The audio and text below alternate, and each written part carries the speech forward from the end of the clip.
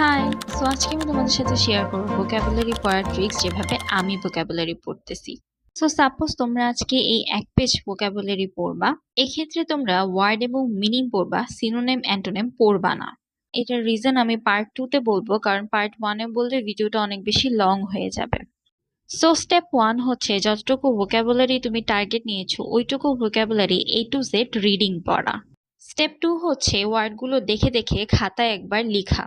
কারণ অনেকগুলা ওয়ার্ড দেখতে একই রকম লাগে এবং কোয়েশ্চেনে দেওয়া থাকলে কনফিউজ হয়ে যাওয়ার একটা চান্সেস থাকে, কিন্তু ওয়ার্ডগুলো একবার খাতায় লিখলে সে কনফিউশন আর হয় না। স্টেপ 3, চ্যাটজিপিটির হেল্প নিয়ে প্রত্যেকটা ওয়ার্ড দিয়ে সেন্টেন্স মেক করা।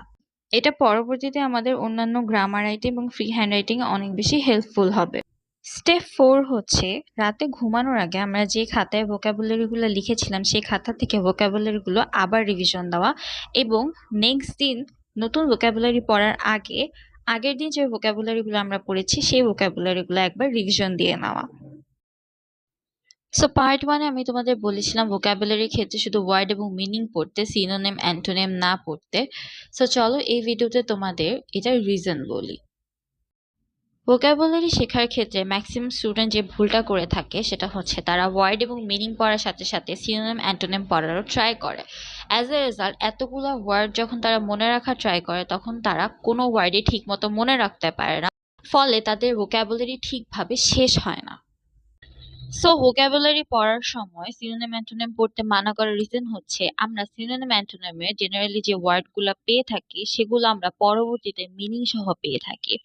যেমন এখানে অ্যাবেইটের সিনোনিম আমরা ডিমিনিশ দেখতে পাচ্ছি, কিন্তু একটু লক্ষ্য করলে দেখা যাবে যে এই ডিমিনিশ ওয়ার্ডটা ডি তেও আছে।